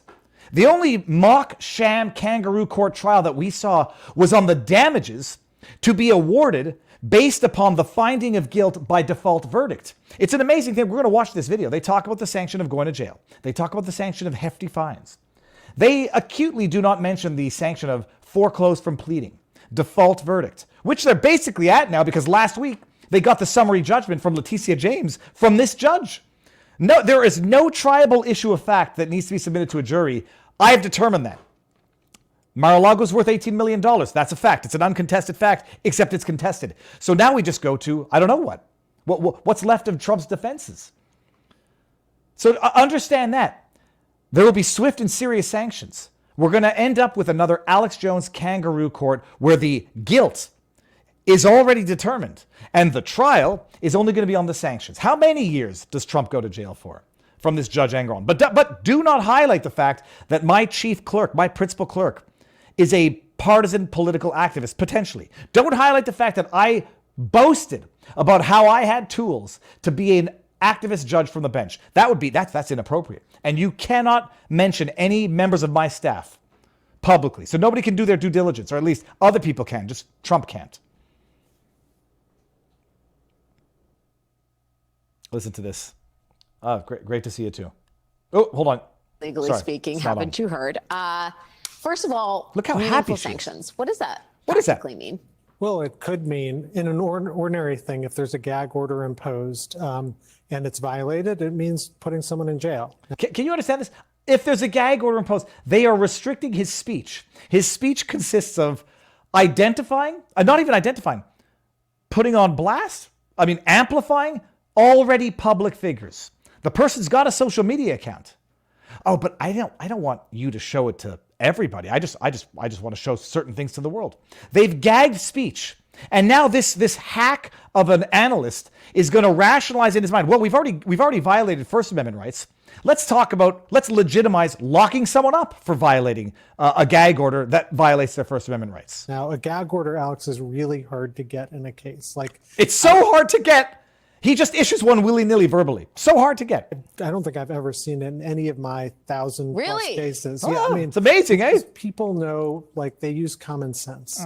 You know, it's kind of like failing kindergarten. To get a gag order imposed, you got to kind of try. Work at it. To get a gag order, you got to, identify a member of the clerk and their social media account. It's like failing kindergarten. I managed to work at it and do it and succeed, but it took a lot of work on his part. And now I think the judge is basically saying, you attack a member of my staff, and there will be serious sanctions. The attack, by the way, was identifying and publicizing their social media account. Oh, wow. Even up to jail. Well, and yet, look how happy she is to get the gag order. I think it's the broad expectation that Trump is inevitably going to violate it in some fashion or slander some other person involved in this case, whether it's the prosecution or the judge himself. Understand what's happening right now. This is called persuasion. This is called laying the justification for others. I'm looking at Jack Smith, the judge there, Chutney. What she's doing right now is persuading the general public to have already accepted the idea that it will happen, so that when it does happen, it's not an egregious violation of fundamental rights. It was expected, and he was warned, and he did it nonetheless. Oh, it's expected he's going to slander somebody else. Can you imagine? He can't go out on social media and talk about his case, but as we're going to go see, he can do it. He just can't criticize anybody. He can talk about his case. He just can't intimidate witnesses. What the hell does that mean? But Letitia James is getting up there talking about witness testimony. We'll get there in a second. Listen to this. Persuasion.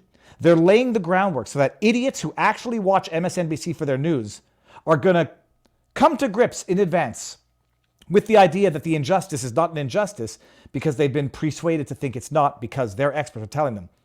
All he has to do is shut his mouth and sit in the corner and take the punishment.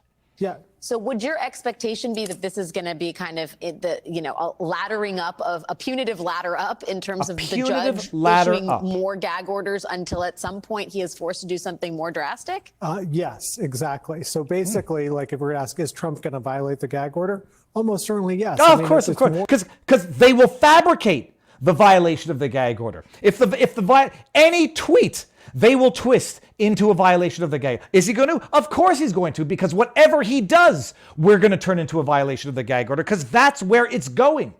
This is persuading the general population to not think it's an outrage, and it's just giving the green light, the political permission slip, to Chutney, to Jack Smith, to who's the one in Georgia? I forgot her name now. Fannie Willis. I don't know who's the judge there. Forget who the judge. It's just, here's the political permission slip, the green light to all of the authorities who are going to execute this, pun intended. And this is the persuasion to the general public. When it happens, because it will happen, it's not an egregious violation of fundamental rights. It's justice. It's justice in a Bolshevik revolution. More likely that he'll violate the gag order than almost anything, than George Santos being the next speaker. I mean, we're talking, a significant probability he's going to violate the gag order. It makes you dumb to listen to this. And then the question is, will the judge at that point take the really heavy medicine of putting a former president in jail? Or will there be some sort of warning and monetary fine first? Monetary fine. Or how about foreclosed from pleading? You didn't mention that, legal analyst. Wait until you see when that happens. But just understand now, what they're also doing right here, persuasion, if Trump gets locked up, it's the judge has been forced to do it. It's not the judge just acting totally like an activist from the bench. It's Trump's fault. He forced the judge's hand. The latter, but it does really depend on exactly how Trump violates it. Well, and isn't Trump's sort of goal, his existential goal, to stress test institutions? And can you listen to this? Is his goal to stress test the institutions that are violating every tenet of fundamental justice? To prosecute and persecute Trump, they flip it around, and he's the victimizer. This is Darvo. Trump is the aggressor. Trump is the victimizer, not the victim. As they weaponize every aspect of government, every aspect of the justice system to persecute this one individual, they paint him as being the one he's acting to provoke it. And the judicial branch is no exception to that. The idea that, you know, part of this is he feeds off of this controversy. He gains strength from disruption. And I mean, honestly, can you say as a lawyer that we as a country could really face a possibility of a former president, criminal defendant being put in jail? That just seems as necessary as that may ultimately be. As necessary as that may ultimately be. I can't watch the rest hard of this. to fathom. Right, your diagnosis of the problem seems exactly right to me. Trump is a kind of Voldemort-like figure who gets his strength by basically attacking institutions, and he does it here. He's doing it in Washington, D.C. I can't listen to it. I'm sorry. I was going to play the rest of it. I can't listen to that. He gets his strength by attacking institutions. Says the guy who is basically defending the institutions that are attacking Trump. Oh my gosh. And I watch that because I do the dirty work for all of you. I have to get through an MSNBC propagandist. I mean, those are the legal analysts. One thing they did not mention throughout that entire 9-minute and whatever seconds of absolute verbal diarrhea, they never talked about the foreclosed from pleading, foreclosed from defending, elimination of certain defenses. Remember, the judge talked some of the tools that he has. Estoppel. I can tell someone, you can't make that argument. You made another argument different to that one earlier or in another file. So now you can't raise that argument. Mark my words. They will sanction Trump, and the sanction is going to be foreclosed from pleadings or restrictions on defense if they haven't already done it to some extent. And then you're going to say, oh, he's guilty. Now let's just go to the Alex Jones trial on the damages. How long do you go to jail for, Trump? Okay, so we're not stopping there. So the gag order is not a written order that I know of yet. It consists of the judge saying, you can't post information about my staff on social media. Nobody can. So it's not just targeting Trump. But it's just targeting Trump because who else on the other side would have any vested interest in exposing the conflict of interest or the political bias, the political motivation of the members of the judge's staff? Who else? Sure as hell wouldn't be them. It's not like in the Roger Stone case, they were rushing out to expose the jury foreperson and her political bias. So that's the extent of the gag order for now. Verbal, willy-nilly, they're so hard to get, he just issues one like that on the spot. Consider this a gag order. Consider that I have just violated your First Amendment rights. Okay. Meanwhile, while Trump is gagged, Letitia James is not. Listen to this and listen to this. This will play all the way through. Is this the long one? Yeah. Listen to this. Oh, look, for all the jokes of me having technical difficulties and I'm a one-person show to some extent for the daily streams and, it's all... Yeah, that's fine. My mic doesn't work sometimes. You hear crackling. Okay, that's fine. I'm a one-person raging against the dying of the light guy. That's fine. This is Letitia James, who is posting this video. It looks like it's a ransom video. It looks like she's being held hostage. It sounds like it's recorded off an iPhone that's leaning against something and clicking. Hi, yo, what's this? This is a test of the National Wireless Emergency Alert System. The purpose is to maintain and improve alert and warning capabilities at the federal, state, local, tribal, and territorial levels. Well, that just gave me a small heart attack. It looks like she's reading a ransom statement. She's not, I don't know where she's looking because she seems to be reading a pre-drafted statement. And the audio sounds like it's shot off a crappy iPhone that's leaning against the wall and clicking. But let's just go to the substance of what she says. Today was the second day of our trial against Donald Trump. Remember, by the way, Trump is gagged. There's certain things, Trump has restrictions on what he can say. Letitia James is taking this persecution to Twitter. I don't know if YouTube is feeding me her crap now because I've engaged with it. But she's doing like several times a day updates. I mean, does she do this with every defendant? Or only the ones that she campaigned off of initiating? Let's just listen to this. Statute of limitations. Today was the second day of our trial against Donald Trump and the Trump Organization. The judge first confirmed that Mr. Trump incorrectly interpreted his comments related to the statute of limitations, as we mentioned yesterday. Statute of limitations. And our case continues. We resume questioning of our first witness, a former partner at Mazars, a firm that compiled Mr. Trump's financial statements for years. Mazars compiled the financial information that Mr. Trump and the Trump Organization provided and swore was true. The defendants cannot blame their repeated and persistent fraud on their accounting firm. Their repeated and persistent fraud. Remember, prosecutors are not, by the rules of justice, prosecutors are not there to pursue convictions. They're there to pursue justice. People seem to forget that. Doesn't matter. It's foregone conclusion that it's fraud, but let's just let her finish. It's the defendants, and the defendants alone, who provided the numbers, the data, and the false valuation. Who is she talking to? Like it's like she's got an audience of 50,000 people. She's probably sitting in some dingy room and stick a flag in the back and it's going to look official. And I'm going to talk to somebody who's holding an iPhone recording me from the bottom. And as the judge ruled last week, we have proven that Mr. Trump and the other defendants committed fraud. As the judge ruled last week, we have proven that he committed fraud. They've Alex Jonesed him.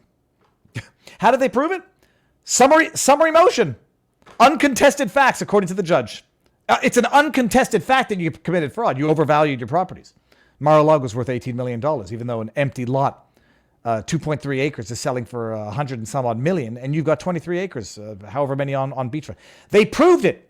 They proved it already. He committed fraud. She already proved it. How? There was no trial in front of a jury. The judge has got tools to get around that. Summary judgment. I am confident in the case we are presenting, and I know that justice will prevail. I know that justice will prevail. Because prevail. no matter how many properties one may own, listen to what she says here. No matter how much money one may think they have. This is a leitmotif. I'm gonna clip this with what she said yesterday. No matter how much money one may think they have, because Trump might think he has a lot of money, but he doesn't. She wants you to know that. No matter how many assets they think they might have, because we're going to go cancel their business certificates and then apparently threaten liquidation, auction, sell your shit. Welcome to Russia. Oh, but Russia bad, America good. Everyone is equal under the law. Everyone is equal under the law. Bullshit. And if anybody, the only people who say that are the ones who know the degree to which it's an absolute outrageous lie. The only people who say that are the ones who are lying about it. And mark my words and go check it out. See who says it. Everyone's equal under the law. Who says it? Nancy Pelosi? Maxine Waters? Adam Schiff? Letitia James? Oh God, Pudge is doing something in her bed and I see it now. Oh, but I had to put this together because this is some funny stuff here. Bring it back. Here, I had to do it. The judge first confirmed that Mr. Trump incorrectly interpreted his comments related to the statute of limitations, as we mentioned yesterday. The statute of limitations, the statute of limitations, the statute of limitations, the statute of limitations. The judge first confirmed that Mr. Trump... I'll give that to everybody. So if you're so inclined, you can go check the statute of limitations. Yep. I mean, after all, when you're reading it, shoot it again. Make the video again. It was 1 minute and 10 seconds. If you refer to the statute of limitations as the statute of limitations, just do it again. Not that hard. Unless it's just a joke from beginning to end, which it is. No one's above the law. Oh my goodness. So we got that. Hold on, was there? Oh, then let's. But by the way, so Letitia James will take to Twitter every day of the week because when she's summarizing the witness testimony accurately or inaccurately, that's fine. If Trump says anything about witness testimony, that person's a liar. That person's trying to frame me. That's witness intimidation. He guaranteed if he were to say that, that's what'll happen. But Letitia James, she can say whatever the hell she wants about the witness testimony. This trial is a total witch hunt, and I should be entitled to a jury like everybody else is entitled to a jury. I have no rights to have a jury. It's ridiculous. Thank you very much. All right, so this trial is a total witch hunt, and I should be entitled to a jury like everybody else is entitled to a jury. I have no rights to have a jury. It's ridiculous. Thank you very much. Now, All right, so that. yeah, all right, so. This trial Now, is a total... I've got to tell you something. We've just listened to so much horse crap, so much absolute shit that Pudge pooped in her sleep. So I moved her bed to the corner so she doesn't continue sleeping in her poop. She's paralyzed in the back leg, so as she has good dreams, I guess, poop comes out. Or either that or she's heard MSNBC legal analysis and that's what she thought of it. Trump right there, there's another thing going on right now where they're saying Trump is not being denied a jury trial. Apparently he didn't check a box for a jury trial. And so that's what he's saying. He's saying, I have no right to a jury trial. And the Steelman retort is that apparently his lawyers forgot to check a box requesting a jury trial.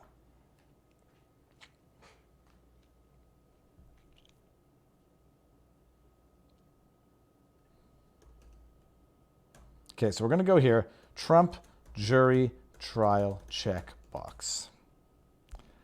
Yahoo News. Oh, you're not looking at it because I don't have it shared with the screen. Well, that sucks. Hold on one second. Here, add to stage. Did Trump's... Now, I know I'm going to Snopes. And I'm going to tell you, I'm prepared to accept their conclusion here. Let's see. Did Trump's lawyers forget to check a box requesting a trial jury?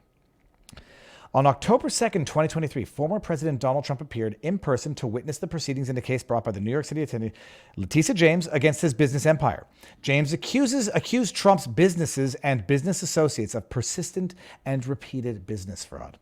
The case, notably, is a bench trial in which a single judge, Arthur F. Engoron, the one we dissected yesterday with his 8-year-old speech, not only controls the proceedings, but ultimately rules on the facts of the case as well. In a makeshift press conference held during a break in the first day of the proceedings, Trump says, I think it's very unfair I don't have a jury. Legal experts and pundits immediately questioned the claim on the basis that, generally speaking, anyone in New York State is given a right to a trial by jury as opposed to a bench trial. And then we just saw that, okay. In response to Trump's complaint, Engoron later stated that, in fact, nobody asked for a jury trial. The Messenger and other outlets initially argued that neglecting to file a simple form with a checkbox was the reason for Trump's lack of a jury trial. Okay. Sorry, let me just see one thing here. Okay, hold on. What was I saying? Okay, earlier this year, Letitia James filed a form with a check mark next to the field trial without a jury. Trump's legal team didn't file a corresponding form, and the president may have regretted his lawyers' inaction ever since. James had requested, this is Letitia James, had requested a bench trial in a form filed publicly in June 2023 that notified defendants of their readiness for trial. Almost anyone can demand a trial within 15 days of such a notification. As a result of the imagery of a check mark on the court-issued notice of the seemingly clear right for anyone to demand a jury trial, a talking point emerged to the effect that Trump's lawyers forgetting to check the box was the sole reason for a lack of jury. Okay. In an interview with Newsmax, Trump lawyer Alina Habba made the argument that her team, in fact, never had a right to a trial jury in the first place. And this is the lawyer saying, I have to address this one common misconception in the press, and unfortunately it just keeps getting repeated, which is that we have this great option to have a box checked for a jury. No, we didn't. That's not how it works. They brought it under Section 6312, which is a very narrow, not appropriately used section of the law, which is for consumer protections, not this. And that is why we're sitting here in front of the judge. This is according to Snopes, for those of you who are listening on podcast. 6312 refers to a section of New York state law that allows an attorney to bring an action against businesses or people that engage in persistent repetitive fraud. Yeah. David Schoen, a lawyer on Trump's impeachment team, who was not part of the fraud case, cited a 2011 case in which a judge from the same court said there is no right to a jury trial under New York Executive Law 6312 in an interview with CNN's Poppy Harlow.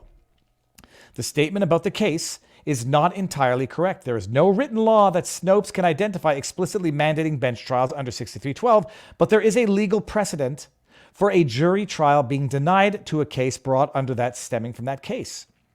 Let's read that again. There is no written law that Snopes can identify explicitly mandating bench trials for those consumer protection cases, but there is a legal precedent for a jury trial being denied to a case brought under that law stemming from that case. The precedent stems not from 6312 cases, but from legally defined exemptions to a right for a trial jury in New York. This is getting very interesting. The specific distinction applies to cases in which the damages awarded are equitable in nature, such as remedies. Such remedies are ones in which the court compels the defendant to perform a certain action or refrain from a certain act.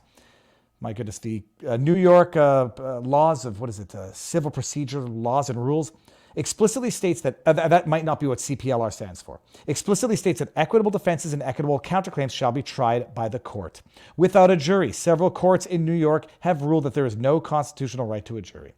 Let's just go all the way down here. Oh, hold on, we're all the way at the bottom. In the 2011 case cited by Trump's attorney, Schoen, the judge ruled that remedies sought by James in this proceedings were equitable in nature and that as a result, they did not come with a constitutional right to a trial by jury in New York State. Okay? As a result, there exists a firm legal argument that this case was never eligible for a jury trial in the first place. It's almost like the judge has the tools that he needs to avoid even getting to a jury trial. Oh my goodness. So that he doesn't even have to, judgment notwithstanding a verdict. As Schoen noted, however, there was no reason why the Trump legal team could not have at least attempted to do so, as First American Corporation did in their failed appeal for the jury trial. No. Such an argument, Schoen said, might have been raised regarding the $250 million in financial restitution sought by James. I would have filed a jury demand to litigate the issue because here there are very severe monetary punishments at issue potentially. And I think there's a strong argument to be made for the right to a jury trial. And then we're just going to end it. While a substantial sum, the $250 million penalty, is still a form of equitable relief as described by James in her initial complaint. That relief, known as disgorgement, requires, quote, a party who profits from illegal or wrongful acts to give up any profits they made as a result of those illegal or wrongful conduct. Oh. It is true, as Judge Engoron stated, that Trump team did not try to assert a right to a jury trial under the New York Rules of Procedure. It is also true, however, that being awarded a jury trial would have been much more complicated than simply checking a box. It's fascinating, actually. Even Snopes. I mean, the strong legal arguments. All right, so there's procedure, there's tools that the judge can hang his hat on to deny Trump a trial by jury.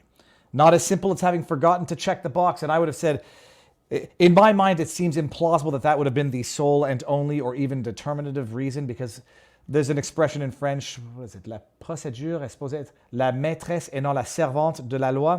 Procedure is supposed to be the servant and not the master of the law. And so some procedural omission should not violate a fundamental rule of justice. And if you have forgotten to check a box, they're not going to deny you a jury trial. But it's even more interesting to understand the tools that they used between Letitia James and the judge to ensure that Trump doesn't even get a jury trial in this case. Now they got a summary judgment.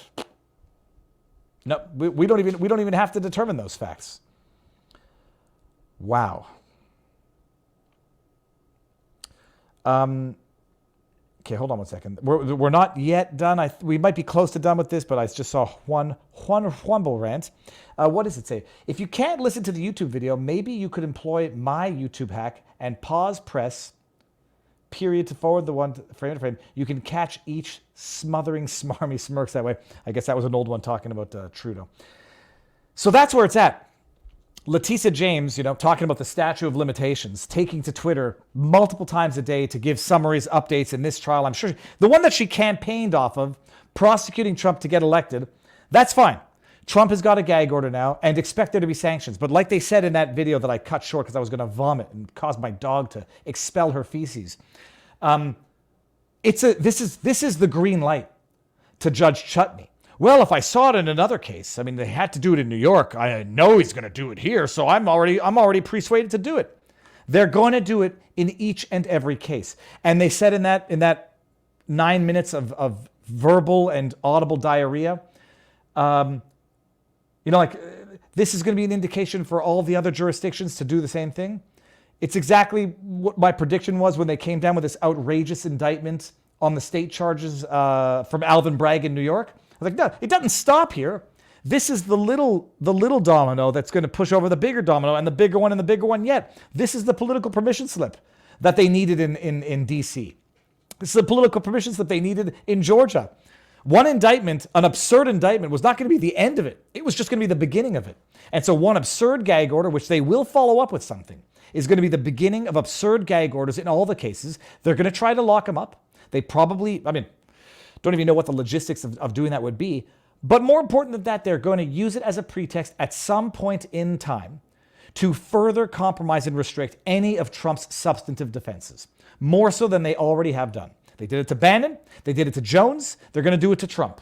And what they see one judge doing it, it's not the deterrence to do it. It's the incentive. It's the green light. It's the political permission slip that they need to say, I'm not the first one to do it. Look how bad he was there. We got to spank him even harder here. He's not learning. Like they did to Jones in Texas after having done it in Connecticut. They did it. They set up the precedent there. Nobody seemed to have given that much of a shit. And now they're seeing it here with the president of the United States, the former president, leading political candidate. But Russia bad. Joe Biden good. Okay. There was one more thing that I wanted to talk about. Tabarnouche. No. Oh yeah, there was this. It was this. Liquidating the assets. So the question was, what's going to happen now that they've, determined he's guilty of fraud? Canceled his business licenses. Well, they've got, I presume, a time to appeal. And then what's the liquidation? Selling of assets. Let's see how much Mar-a-Lago sells for. They're not going to sell Mar-a-Lago. Let's see if Mar-a-Lago only goes for $18 million. You buffoons. And by the way, Tristan Snell, that's the guy who I called a piece of shit. Compare January 6th to 9/11. This is Tristan Snell, whose Twitter feed, his bio, he's proud to have prosecuted Trump University. So you're going to get a fair assessment out of him. Donald Trump's properties will likely be auctioned off, attorney says. Donald Trump's properties will likely be liquidated and sold off at auction after a judge found he had committed fraud, New York's former assistant attorney general has said. Tristan Snell, who infamously, in my view, or it ought to have been infamously, on Twitter said, September 11th was a terrorist attack. January 6th was a terrorist attack also. Something along those idiotic, shameless, disgusting lines. Speaking after the court found the former president had massively inflated the value of some of his properties and ordered that some companies involved be stripped of their corporate licenses. Take your business and get the hell out of New York. Bottom line. It's one part of Trump's ongoing civil fraud trial. Quote, the worst outcome that could have come from this case has already been handed down. Oh, interesting. And that is for the corporate licenses to be canceled, Snell told MSNBC. The properties are likely going to be liquidated. The properties are probably going to be sold at auction. That's probably what's going to happen. It's not going to happen. We don't know for sure, but that is probably where this is headed. So Trump is already really, really in trouble. Oh, you don't say. It's amazing what corruption can do. It's not going to happen. That's my prediction, but we'll see. Snell said that it was important to remember that Trump had already lost, despite his protestations of innocence. Interesting. Just fill in the blank. Trump, Jones, Bannon. It's amazing. It's amazing what happens when you're stripped of your defenses. You're born guilty, baby. Judge Arthur Engoron ruled last week that Trump, his sons, the Trump Organization and other businesses associated with the former had overvalued several of his properties, including his Mar-a-Lago residence in Palm Beach, a triplex in Manhattan, yada yada, for financial gain. It's so preposterous. How far down do we want to go?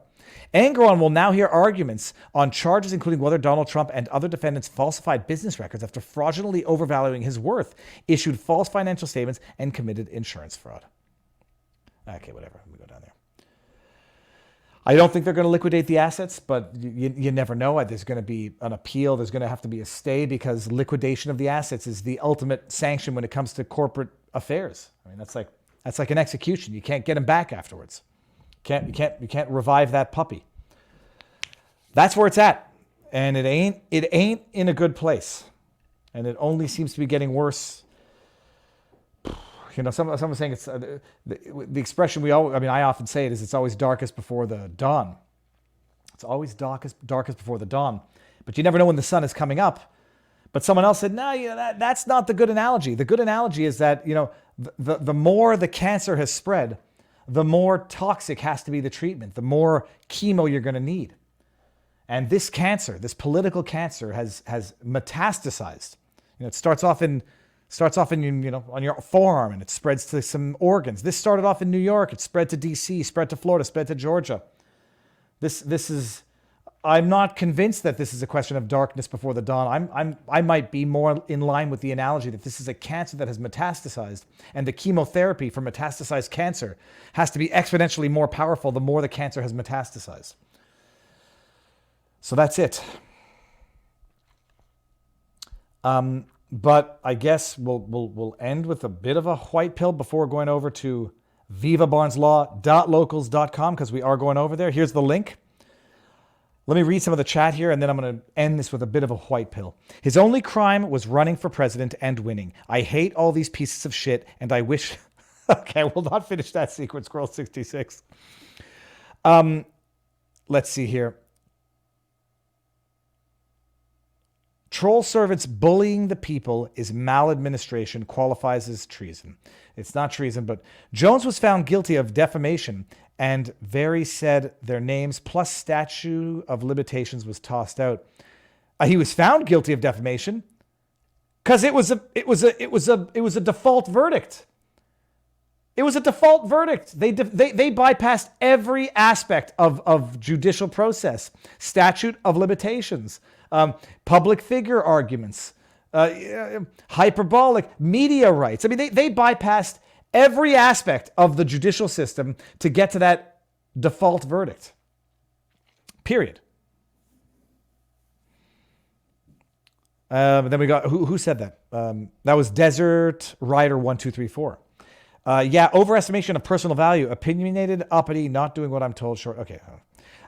Makes you wonder who is next. Musk, RFK, Bongino, Rumble, says Coder 182. Everybody? Wendy 1967 says Viva is lucky not to be in Canada now. Government trying to silence all voices that are not bought and paid for by government. Yep, and they're using the voices that are bought and paid for in government to say it's not so bad. They're only coming after the $10 million in revenue podcasters or podcast platforms. It's not so bad. They're not after you yet. As if nobody knows the poem. Cashman Bashman says, I have a feeling Judge Nancy Pansy will have his stuff liquidated in the near future. I don't think so. But then again, I have been accused of being too optimistic. And ultimately, look, predictions are always 50-50 because it's, predictions are always 50-50. I remember my wrong predictions more than I remember my right ones, but that's just me. These people are sick, says Sephardine Squib. All right, what we will do, just because we have to end on something of a, play us out with something of a white pill. It will be my, let me look at what the surf camera at the beach looks like. It looks decent. We're going to end with a Viva family fishing video. I published it yesterday. Some of you may or may not have seen it. We'll just start. Oh, and I'm seeing an ad for Brickhouse Nutrition for Field of Greens. Okay. Are we on? Yeah, we're on Rumble, and I only asked that because this is going to get copy claimed the second I put it on. We'll play this for a bit. Where do we want to go? Do we want to go to the fish? I'll play a little bit of the funny stuff. That's Pudge. That's my wife. We ready to go yet? I'm gonna go fishing. Excuse me, I've got 2 snacks. Even hopping, baby, is up with swearing in this song? Let's go to the fishing part here. Let's go to the spot where we actually caught the fish. Okay, so we catch a big kingfish. Here, we'll go right here. This is the. Oh yeah. Okay, and then we're gonna go over to locals. Boom shakalaka. Yes, sir. Have we figured out who this kid is yet? No. We're on the top of the boat. We just had a double header kingfish, 2 keepers. So we got dinner at the very least, and it's been fantastic. Okay, so check it out. Wait until you see these fish. Warning, trigger alert, there's blood from fish. Oh, yeah. Oh, I'm going down. This has already been a success, and we are barely 1 hour into the trip. When all else fails, at least, it doesn't have to be big fish, but there's always fishing. That's a nice kingfish. Holy cow, let me get it. I gotta see this mouth. Hold on. Look at this. Look at these teeth. Crazy beautiful fish. Delicious as well. Holy cow. Nice and steady. Okay, now's the moment. Just keep it tight. Just keep. All you gotta do is keep it tight. Back up, back up, back up, back up, back up. Oh my. Look at it jump out of the water. Who's getting this on video? Keep him coming. That's a mahi-mahi. Beautiful. Yeah, he's gonna go absolutely insane. Wow. We got two.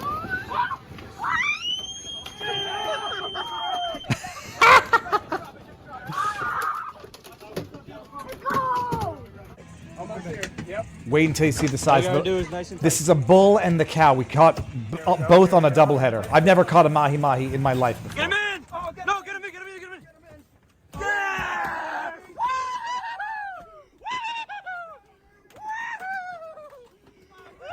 See you on Locals, vivabarneslaw.locals.com.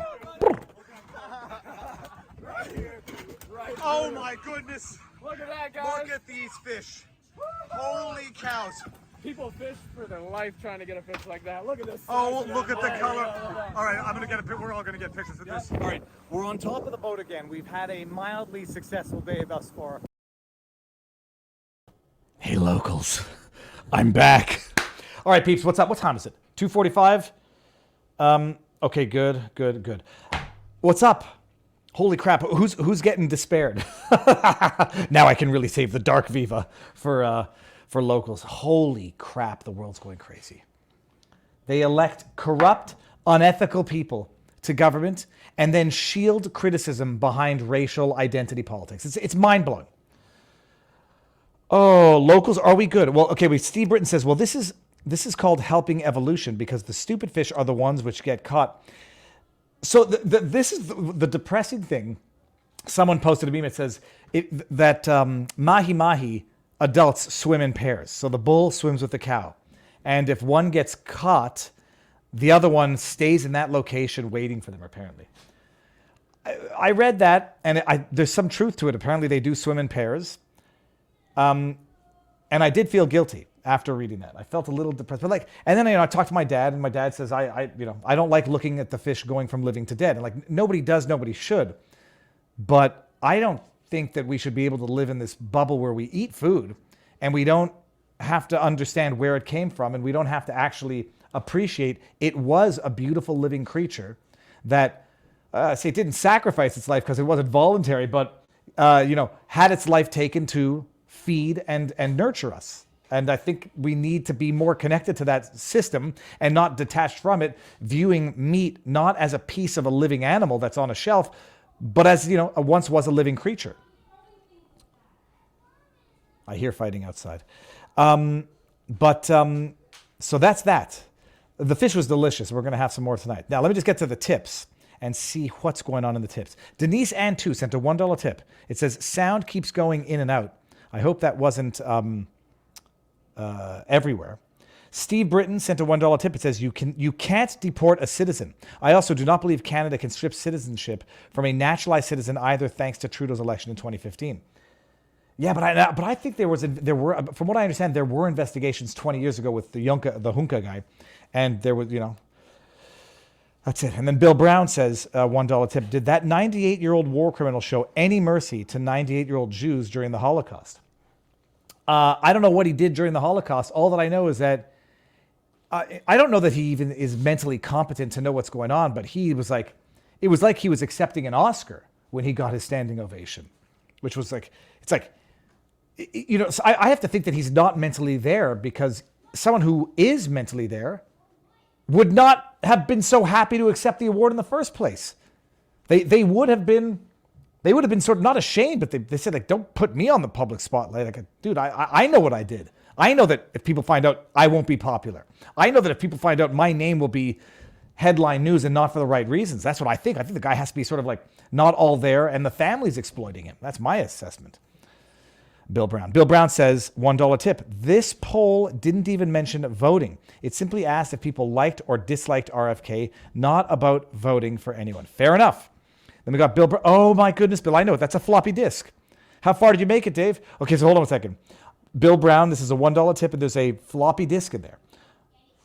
All you damn kids with your Fortnites and Black Ops, y'all wouldn't even make it past Kansas River. The Oregon Trail, I think I finished the game.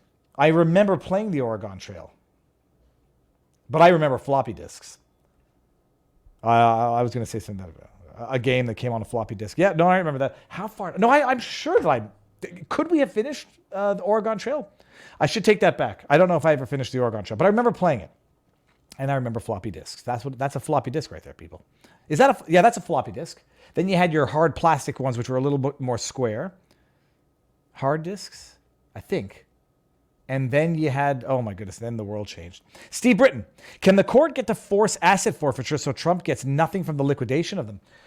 Well, I'm just wondering if, how do they do this? Do they do it on the open market? Can another one of Trump's corporations buy the assets? Yeah, buy them. See if they go for the undervalued price. And then if they restrict who can buy it, they're actually like acting in a way to prejudice justice. You want the assets to be sold for the highest value, even if it's a related Trump entity that buys them. So let Trump... Are they fighting or are they playing? Hold on.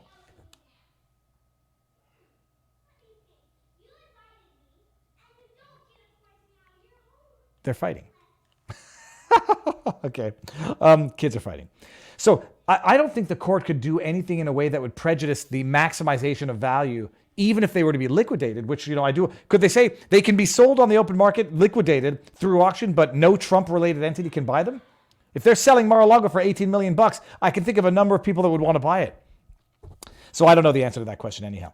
Ginger Ninja, $1 tip. I was the one who brought up the cancer analogy. Booyah claims credit. Ginger Ninja? Damn it. Now I feel bad I'm not giving you the full credit in real time. When I publish this on the interwebs to YouTube, they'll know. It was Ginger Ninja. Ninja. It's a good analogy. Pasha Moyer sent a $1 tip for when you're feeling a bit black-pilled from despair. Let me see here. This is going to be funny. Despair. It's always darkest just before it goes pitch black. That's not true, but that's funny. No, when it goes pitch black, it's darker than it was before. Oh, wait, hold on. It's always darkest just before it goes pitch black. Then that's true. All right, good one. No, that's not going to help much. Okay, and then let's refresh and see if I got any more there. Any more tips before we go to the chat, Brabs? David, one thing I miss about living in Florida is the fishing. Denise and too. Yeah, the fishing. I mean, even the fishing on these freaking ponds, man. I saw a guy, he said he caught a 14-pound bass in one of our ponds. I don't believe him for a second. I mean, if I've done a 14-pound bass, holy cows. But the fishing, even on the little dinky ponds, are amazing. Ginger Ninja says, no despair here. Me and mine are safe and will be provided for even during societal collapse. If the turnaround happens during my life, so be it.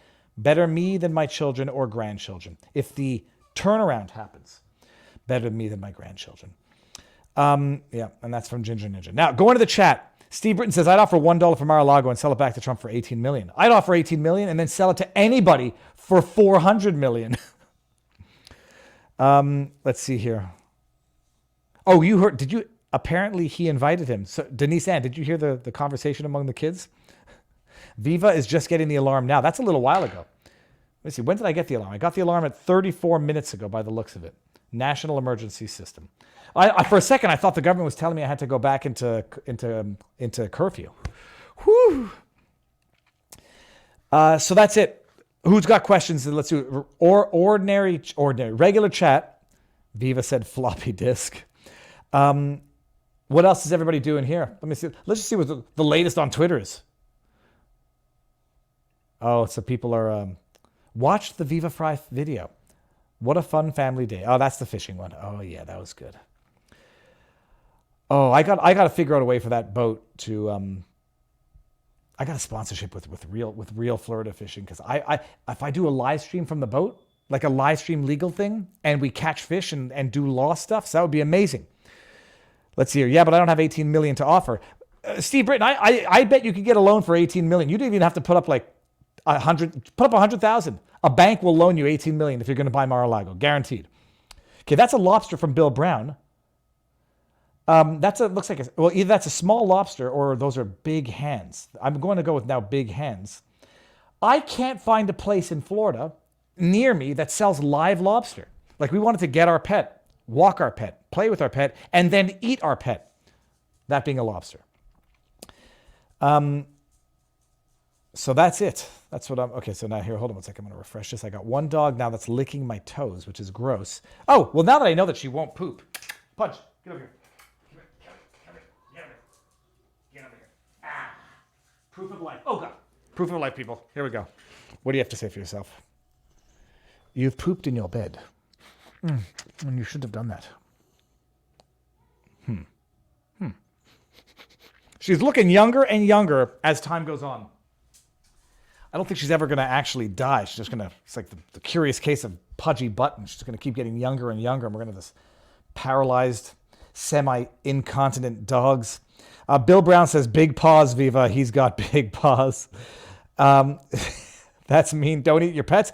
If you get a lobster and it's a live lobster or snails, I think technically you're eating your pets. Yay, Pudge says Ginver. Pudge, Amber Heard shitting. Yeah, no, no, and then Pudge is looking so damn good, says Penguin. Sweet Pudge says Cookie 14. That's mean. Don't eat your pay, mighty pay. Okay, so let's see here. Mandalici, how is the fish tank in the back porch going, Viva Frei? Unbelievable, actually. Mandalici, I'll share an update. What we noticed, one of those little feeder fish died. I don't know what the lifespan of the little minnows are. I don't think they have a very lengthy lifespan. But we got 6 plecos from the pet store. They're actually surprisingly cheap, like $3 each. One of them is clearly different than the other 5 because it's twice the size of the other 5. The plecos are doing good. The beautiful, I don't know what they are, Mayan cichlids. You know what? I'm gonna share a video, and anybody who can identify the fish will let me know. Judge Pudge, we got socialism. Ideas so good they have to be mandatory. That's perfect, actually. Let me just save image as. That's phenomenal. Socialism. Okay, that's saved. Hold on, let me just get it on my desktop because I want that. There, boom. And biased judge, I'm going to go put that for a podcast. Okay, what else do we got in the chat here? Steve Leto, huge property rights win at Supreme Court. I'll have a look at that. Viva sees the comment above about Dersh Canada video. Viva, see the comment above about Dersh. What's the Dersh video? I'll have to look at that afterwards.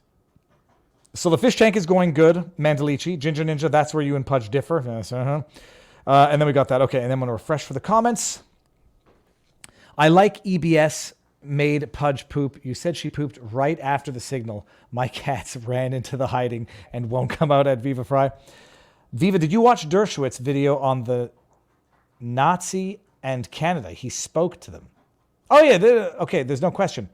So thank you for don't do the idea that it was an accident that nobody knew. The guy ran a freaking scholarship out of Alberta or Manitoba, one of the middle provinces there. It's a laughable joke, but they get to capitalize now. They get to get rid of Anthony Rota, and they get to vote in the first black Speaker of the House. Forget the fact that he's guilty of ethics violations. That's the quality of our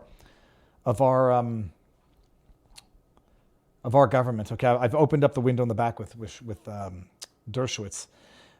FEMA controls Pudge now since the signal. Dershowitz spoke to Canada about now. Okay, I'm gonna go watch Dershowitz. But what I'm also gonna go do is see what the fight is about. So this is what I do, by the way. I'll show you what I do. It's kind of funny. Go to YouTube. I don't know if you all know this. Here, check this out.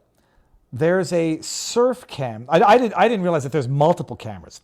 At Deerfield Beach, you got the surf cam, you got the underwater cam, you've got the beach cam, you've got the sports cam, which, okay, these waves look decent enough to actually go. Do I go is the question. Oh, that could be me right there on that wave. That lame. What happens is by the time I get there, the waves are gone. But if the kids are fighting, that might be a way to get them to be happy. I'm going to think about it. Everybody, you know what we're going to do? I'm going to blabber for another 1 minute and 50 seconds and end this at 2 minutes on the nose. Mighty Piss says, I'm being surveilled. There's no question about that. Bill Brown. Bill, that is Templeton. Oh, by the way, sorry. Good thing to end on. So the winner, the winner of the locals convo, we're still going to do it, but he might not be able to do it for a week or two, or maybe a little more. So I'm going to draw again and announce the new draw this afternoon. Spinnaker says Zelensky and Freeland had to have known the Ukrainian fighting against the Russians was a abso-freaking-lutely. It's a no-brainer. I'm gonna watch Dershowitz because it looks like he got pissed. He says Dershowitz isn't going to allow this to go unpunished. Well, he and me both, everybody. And we got Bill Brown says I never had any luck surfing on the East Coast. Now you really gotta get the good day, like where you have the one. I went to the beach the day before yesterday. I'm gonna show you the videos. It was nuts. There was a storm, and it was like a northeasterly wind. The shoreline of the ocean was like a river. Just the waves crash. You go under. You come out 5 feet to the down, and it's just impossible. So that's that. Now, to satisfy my note, we got 34 seconds that I'm going to address and then end at 2 hours on the nose. Arthur the Impaler. Anger on. Okay. Thank you all for being here, peeps. So Barnes is going to be live tonight. I'll be trying to watch again and build my brain out. What day is this day? It's Wednesday, Thursday. I'm doing the Whiskey Pod tonight at 8 o'clock, so stay tuned for that. I'll share the link around, and I'll be live tomorrow. The news is going to happen. The world is going to continue moving, and I'm going to end this at 2 hours on the nose. 3, 2, 1. Goodbye, everybody. See you soon.